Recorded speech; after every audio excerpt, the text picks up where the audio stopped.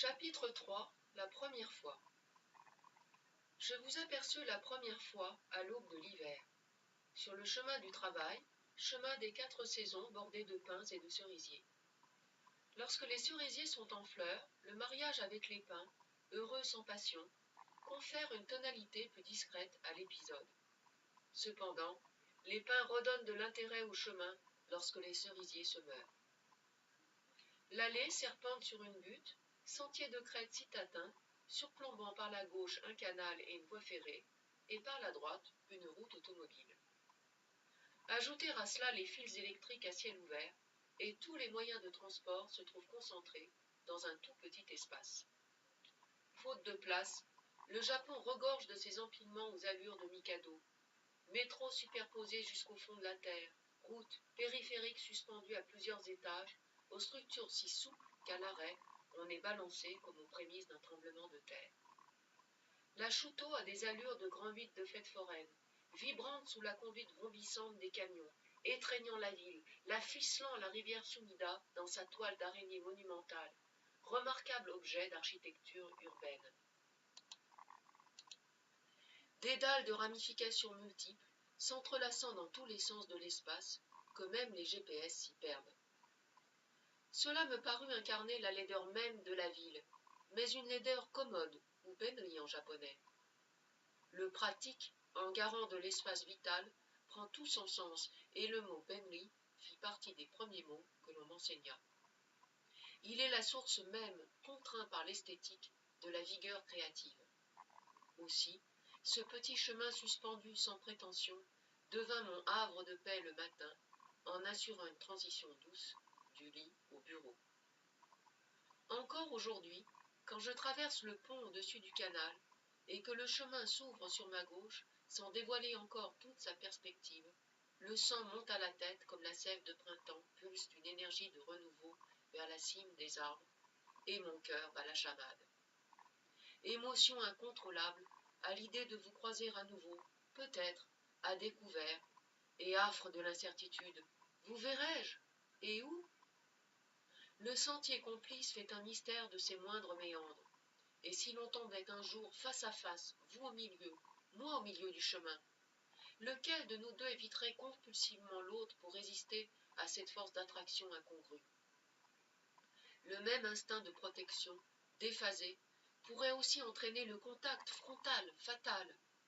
Ce sens sud-nord, le matin, entre 8h12 et 8h18 précisément, est devenu pour moi ce tout petit plaisir rituel, quoique plein de surprises, auquel on tient et qui donne du baume au cœur pour toute la journée. Dans le sens retour, nord-sud, le soir, à l'heure où l'on est heureux de rentrer chez soi dans l'intimité du noir, des pas inconnus résonnent sur les dalles de pierre. Anonyme invisible, j'aimerais bien en profiter pour entrer impunément dans votre cercle vital, capter votre respiration et me réchauffer à votre odeur. Mais le soir, je ne vous ai jamais vu. À l'est s'empilent écoles, universités, cliniques, postes, kyrielles de petites et moyennes entreprises. Le matin, les passants forment 2 files de fourmis grouillantes.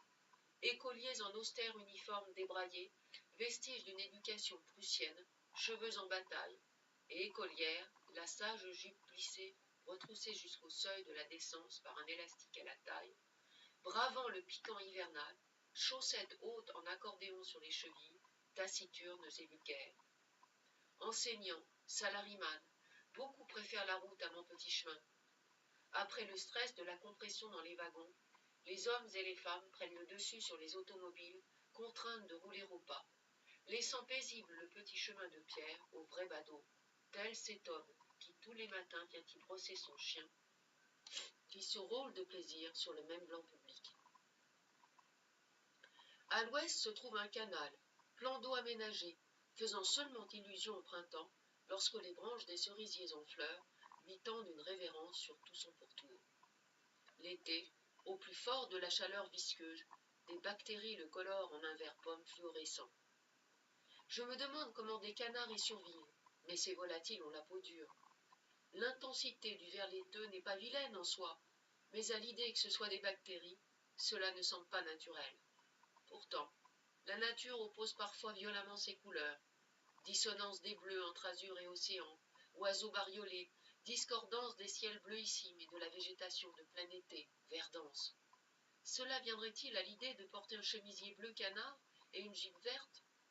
Aucune peinture fidèle à cette bataille des couleurs ne parvient jamais à restituer l'émotion que m'inspire le site naturel. Peut-être parce que la beauté réside seulement dans l'émerveillement intellectuel face à ce que la nature a de trésors d'invention, même s'agissant des couleurs. Au premier beau jour, une guinguette, Canal Café, rutilante blanche, ouvre à nouveau ses portes.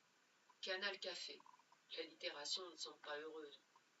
Avec les barques, les clients rêvent peut-être au bord de Marne, aux personnages de Monet. La ville regorge de sites recréés, palliatifs aseptisés au voyage, à l'occasion, ersatz pour l'étranger en mal de pays. Les citadins se souviennent encore combien la vie peut être rude, et préfèrent l'évocation ou l'illusion de la nature à l'inconfort de la réalité. Faux animal domestique, paradis artificiels, atmosphères recréées et interchangeables à volonté, mais non moins copies léchées, conformes, par le nombre de détails, font l'économie de se frotter à la vraie différence. Les fantasmes finissent de donner du volume à l'illusion, vivant déjà de ce qui n'existe pas encore. Plus loin, des hommes taquinent le goujon dans le canal. Bien sûr, ils ne mangent pas leur pêche. Pour eux, dont c'est la base alimentaire, le poisson doit être extrêmement frais, et manger celui-là serait comme si nous mangions de la viande avariée. Le bassin piscicole miniature, accoté à la voie ferrée, séparé de Canal Café, et privé de l'ombre de ses cerisiers par des murets de béton, ressemble à un bac de décantation. Mais un bac de décantation béni. Le goudron suintant sur le pourtour est irradié de soleil, et les poissons assoiffés d'oxygène pipent à la surface, sans plus la force de mordre un hameçon. Le pêcheur attend, et se vide l'esprit des encombrements de la semaine. Le sol est désormais jonché de feuilles mortes rougeoyantes encore au soleil. Elles craquent dans l'air frais sous nos pas vifs. Nous sommes au mois de novembre. Je vais avoir 35 ans dans les prochains jours, et mon mari est à mes côtés. Il n'oublie jamais d'être tendre, et me porte mon sac parce qu'il le trouve trop lourd pour moi. Je le sens un peu grognon ce matin, car je l'ai forcé à partir plus tôt, lui qui n'est pas très matinal, mais je me garde bien de le lui faire remarquer. Cela empirerait la situation. Son esprit se laisse submerger de 1000 petits détails matériels ou professionnels, mais comme il me le fait remarquer, il faut bien que quelqu'un y pense pour deux. C'est un peu injuste, et je persiste à penser qu'à se laisser envahir par ces détails, il peut aussi passer à côté de l'essentiel, à moins que l'essentiel ne soit relatif. Ce matin, je vois bien qu'il a froid. Tu ne t'es pas encore assez couvert. Mais non, laisse-moi donc tranquille avec ça. L'adaptation était dans une certaine mesure une épreuve, et le corps est un peu en hibernation parce que l'esprit est en berne. Ce matin, comme d'autres encore, ailleurs, il est sourd au réconfort de ma présence et voit sans regarder. Je me sens impuissante et entends sonner l'horloge cruelle à la femme qui n'a pas encore d'enfant. 11 coups ont sonné. Une femme n'aime pas réclamer quoi que ce soit, surtout ces choses-là. Orgueil bien dissimulé de la femme, combien supérieur à celui de l'homme. Entièreté, à vouloir qu'il pense spontanément à moi, sinon c'est un cadeau volé, ou alors concédé sans effort. Un désir explicité se consume aussitôt, et le satisfaire une fois éteint ne me procure aucune satisfaction. Fracture source de l'incompréhension mutuelle. Je me suis promise de ne plus jamais lui en parler, et je le lui reprocherai sans doute, et il me dira « C'est toujours pareil, tu ne dis rien, et quand c'est trop tard, tu te plains. » Il appréhende la transformation physique et mentale de sa femme. Il a une petite mollesse quand il s'agit de décisions importantes ou d'anticiper le futur. De sorte que j'ai le sentiment, moi, de m'épuiser à tout tenir seul le gouvernail, lui, à se battre avec les détails quotidiens. C'est ça la complémentarité, se plaît-il à dire souvent. Nous pouvons échanger sur ce genre de sujet, et c'est déjà tellement précieux. Un mardi au mercredi, peu avant la mi-novembre, je ne me souviens plus précisément. Il ne fait pas encore très froid, mais les passants sont recroquevillés, le menton enfoui dans le col de la veste qui conserve encore un peu la mémoire de la tiédeur du futone. Pourquoi semblent-ils tous avoir si froid? Leur sang est-il fait autrement? Sont-ils d'une race particulière? Je l'ai déjà entendu dire. Certains médecins redoutent même de ne pas savoir soigner les étrangers correctement. Technologue dans l'âme, mais embrassant les choses du monde avec ce zeste de superstition et d'ésotérisme, en associant caractère et groupe sanguin. Tous ces passants en froid parce qu'ils ont peu de chair. Au petit matin, ils se sont arrachés une maison glaciale avant de se comprimer dans un wagon surchauffé et de nouveau transis par l'hiver cruel. Ce sont des corps en acier trempé, prêts à affronter l'arène du bureau. Les salarymen et les écoliers des grandes villes, agressés par de longs transports, consomment dès le petit matin une part non négligeable du potentiel d'énergie morale et physique de la journée. Tout à mes pensées, mon mari va quant aux siennes, je crois sentir à mon insu, furtivement posé sur moi, l'insistance d'un regard, et aperçois à peine le temps de se croiser, le contour d'un visage barbu, couvert de cheveux poivre et sel en brosse. L'image remonte parfaitement à la conscience. Sans pouvoir la restituer dans ses détails, je trouve votre visage séduisant, particulier, intéressant. Le lendemain matin, je vais seul et fatigué. Je suis souvent fatigué ces temps-ci. Lasse serait plus juste. Et je me suis préparé à la hâte, sans y mettre aucune touche de féminité, pour allumer l'étincelle de courage et de confiance en soi d'une femme pour le reste de la journée. Le juste nécessaire, correct, fonctionnel. Les nuits ne suffisent plus à me régénérer l'esprit, et pourtant, le sommeil d'un seul tenant est aussi profond et vide qu'auparavant. Je ne me souviens jamais de mes rêves, mais seulement de quelques cauchemars, quelquefois, qui me torturent l'esprit, parce qu'ils mettent en scène une femme qui lutte pour échapper à une situation périlleuse. Heureusement, je m'en sors toujours indemne, intelligence oblige. En dehors de ces épisodes, les nuits sont des trous noirs, du temps perdu. Alors, je nourris aux rares moments moins intenses de la journée des rêves diurnes, dont, contrairement aux nocturnes, je mène, développe, conclus les épisodes à ma guise. Une prédisposition à une vie à différents étages, et quand l'un d'entre eux, construction de l'esprit, devient prémonitoire, puis plus réel que la vraie vie, alors je décide de bâtir le projet qui lui fera durablement intégrer l'étage de la réalité.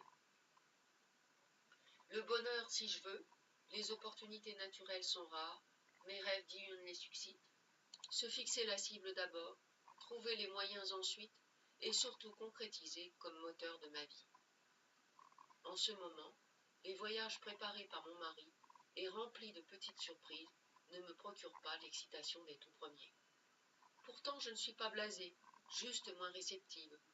Les rêves diurnes sont sans rapport avec ces voyages et n'y puisent pas leur substance concrète. Ce sont des rêves de chaleur humaine. Il croit bon de les multiplier au contraire en médication à ma lassitude. J'ai un peu honte quand d'autres se damneraient. C'est sans importance. Si je deviens une vieille femme, je prendrai des bains de plaisir dans leur réjouissance lorsque je ne verrai plus la lumière qu'à l'extérieur. Le soleil blanc et rasant de l'automne finissant est levé depuis plusieurs heures. Je suis aveuglé et je détourne le regard dans la direction opposée côté canal. À cette heure matinale, il ne s'y passe pas grand-chose. Où sont les canards?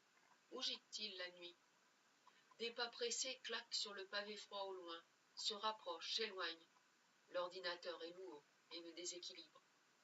Les pins à cet endroit font écran contre l'agression du soleil rasant, soufflant une vague légère de froid. Je fixe le sol et soutiens mon effort en regardant défiler les dalles. Inutile de cristalliser sur la crampe, elle empire. Mieux vaut-il faire diversion en s'appliquant à éviter les bordures des dalles, comme un jeu d'enfant. J'instincte la pression de ce regard sur moi. L'instinct se clarifie dans la conscience. Je lève la tête, caresse des yeux les vôtres, et les baisse vivement. La pudeur pèse si lourd sur les paupières. Ah, quelle surprise acidulée! Vous êtes donc un habitué du chemin? Combien de fois cela m'est-il arrivé de me retourner brutalement dans un métro et de surprendre le regard d'un autre, interloqué d'être pris sur le fait, qui le détourne bien vite. Comme un sixième sens, réminiscence d'instinct primaire, vous ne vous êtes pas dérobé. Regard noirissime, dur et beau, regard saisissant et dominant comme mur, regard insistant le temps d'un ralenti, une fraction d'instant. Je saisis l'étonnement dans vos yeux parce que vous êtes surpris que je vous ai reconnu, a fortiori remarqué la veille. Vous pensez à cet instant que d'habitude pour les gaijins, tous les japonais se ressemblent, c'est ce que vous croyez. Flatté et dérangé de sortir de l'anonymat. Désormais, vous ne pourrez plus regarder incognito sans risque de franchir la frontière de la décence conformiste. Je suis saisi. Je m'efforce de donner un sens à l'émotion instinctive, pour en affaiblir l'intensité. Sentiment tout innocent de vous avoir toujours connu. Vous avez de l'allure, sans grande stature. Ah, c'est donc cela peut-être. Nous sommes-nous déjà rencontrés quelque part? Rien de plus à dire de ce courant convergent, tiède dans l'hiver précoce. Envie piquante de dépasser ses limites. Je résiste à la pulsion de me retourner, et je pense que vous avez fait de même. Pourquoi faire? Cela serait si naturel pourtant. Avant l'assaut d'une nouvelle déferlante. Et vous, qu'avez-vous pensé à cet instant? Y pensez-vous d'ailleurs seulement encore? De l'étonnement mêlé de flatterie, une attraction sensuelle, la curiosité hardie d'un chat au bord du précipice qui voit sans être vu, l'agacement aigre du honné, dissimulé sous le regard doucereux du tatemae, de voir tous ces étrangers habiter les beaux quartiers quand vous usez dans les transports en commun. Je ne crois pas. L'appréhension des différences lorsque vous y réfléchirez, forcément. Entre nous, il y a quelque chose d'animal. Votre odeur familière flotta jusqu'à moi, s'immisça dans les tréfonds, tel un influx nerveux commandant de lever les yeux vers vous, et votre être, étrangement inconnu, apparut d'un coup dans le champ visuel, incongru, en rupture avec l'extrême complexité que portait la première onde de contact en élargissant mon espace vital. Une onde de connivence si réelle et pénétrante doit bien être faite de substance. Je vous connais, vous êtes si proche de moi, et tellement tendant des mêmes cordes humaines, les orientales et occidentales. De quelle manière est cette onde qui brouille les fragiles repères de la raison? Une odeur pareille à la mienne, portée par une vibration tenue de l'air pur et sec ce matin-là? Mais d'où puisa-t-elle cette force qui traversa vos épais vêtements, pénétra les miens, m'éveilla, en y répandant une chaleur si douce et grisante à la fois? Admettons que des capteurs sensoriels aient su en collecter d'infimes molécules. Quelle force concentrée! Renvoie-t-elle à ces instants de bonheur dans ma campagne, comme les premières effluves caramélisées, grasses et acides de la tarte au quetch rouge, qui m'avertissent d'en surveiller la fin de cuisson? À celle d'un être cher, ou simplement de collègues avec qui j'ai plaisir à faire ensemble un bon travail? Quand la majeure partie des gens indiffèrent, il en existe certains dont la simple présence physique et intellectuelle apporte un brin de bonheur complice, et d'autres qui se repoussent, se raidissent au tout premier contact, entrant dans un cercle vicieux de maladresse, sans que la raison ne réussisse à analyser objectivement de défauts particuliers ou d'écarts de conduite impardonnables. Face à face, cela s'agresse sans bouger, comme pour se justifier. Les a priori, syllogismes de personnalité, prennent rapidement le relais, produits du filtre déformant de la toute première émotion sur les événements à venir. Alors, on cherche une justification a posteriori à son désagrément, on la trouve sans difficulté, et on renonce à faire des efforts par agacement, peur de se remettre en cause, réflexe de fuite, manque de curiosité intellectuelle, absence de besoin de l'autre, ignorance de ce que ces rapports existent naturellement dans l'infini nuancier de la palette humaine, et de ce qu'une confrontation dérangeante autant que stimulante, mue par l'envie de l'autre, peut apporter de sublime lorsqu'elle est harmonieusement dépassée. La liberté d'un dauphin de s'échapper au-delà de l'étroit périmètre borné par le champ de l'alchimie parfaite de ses préférences olfactives, cérébrales, de ses croyances fondamentales et de l'ignorance de soi, pour gagner dans la plénitude tout l'espace de l'océan. Étrangère, ce périmètre est comme une bouée, mon tout petit bouchon rudoyé dans les courants contraires des chroniques d'échecs relationnels annoncés. Et c'est une question de survie autant qu'une gageure, sans moyen de décryptage, de mettre de l'ordre dans mes émotions négatives, que je réprime sévèrement quand il s'agit seulement d'accepter l'autre dans la pleine conscience et la compréhension bienveillante de ses différences. J'ai compris plus tard que le communication gap, qui revient si souvent dans les conversations des Japonais pour justifier à peu près tout, exprime que c'est déjà un grand pas de ne pas oublier que de grandes différences existent, surtout en dehors de la communauté unie, et de se sentir dans un état d'éveil et d'écoute bienveillant vis-à-vis d'autrui.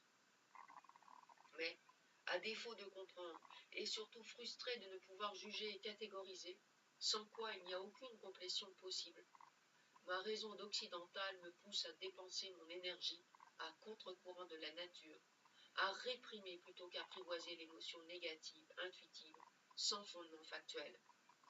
Vains efforts. Dans mon propre déni, j'en aurais aussi perdu l'écoute de l'autre jusqu'à l'altération irrémédiable, accroché mesquinement au bouchon dans la désespérance. Des gens du cercle rapproché, au contraire, jusqu'à ce que survienne comme une traîtrise la première déception, même la transpiration peut prendre un tour agréable. La sueur, mêlée harmonieusement à d'autres parfums, met un peu à nu l'intimité du corps et exprime cette petite faiblesse de stress qui les rend aveuglément attachants. J'ai envie de travailler non pas en face, mais à côté, au bord du cercle de l'intimité, dans lequel on se permet quelques incursions, contacts furtifs des mains ou de la cime des cheveux, sous couvert de partager un même document, ou de saisir un stylo hors de portée, mais sans l'être suffisamment pour justifier de demander de l'aide, surtout pas. Je n'ai jamais opposé de rejet aux incursions dont je crus être l'objet, et vice-versa, tant ces perceptions sont totalement réciproques. Ces pensées renvoient, par des similitudes de fragrance ou d'esprit, à mon complément, au jumeau avec lequel un sentiment fraternel peut éclore spontanément, sans arrière-pensée. Elles sont les petites attentions qui manisent la vie de tous les jours et font pénétrer un peu d'air de mon foyer dans l'atmosphère d'un lieu de travail. Quel dommage que quelques abus aient conduit à légiférer jusqu'à ces petites ambiguïtés, ces flous dans les relations humaines qui reposent l'esprit, détendent inopinément le corps et réhydratent le cœur. En vous voyant, après vous avoir senti taquiner mon inconscient, c'était comme si je vous avais toujours connu fraternellement. J'eus beau torturer ma mémoire, je ne vous avais vu nulle part, vous ne me rappeliez personne. Vous étiez un homme japonais, plus âgé que moi, aux expressions sans rapport aux miennes et à celles de ma race. Nous ne recherchions rien de particulier à ce moment précis. Nous ne pouvons pas avoir de points communs. Mais j'étais sûre d'une chose. Vous n'étiez pas un autre bouchon pareil au mien, mais peut-être déjà un dauphin libre, qui pouvait aider l'aspirant que j'étais. Depuis la première rencontre et sa confirmation, je choisis d'être fidèle à l'innocence de ces rendez-vous quotidiens, égrenés le long d'un fil d'Ariane, qui me conduirait un jour peut-être en toute confiance dans l'immensité de l'océan. En attendant, jouissant de l'instant présent, je pris soin de ne plus essayer d'extraire son secret à la rencontre, de peur de le gâcher irrémédiablement, en la préservant sacrée des assauts de ma raison pure, m'abandonnant à l'envoûtement de la communion.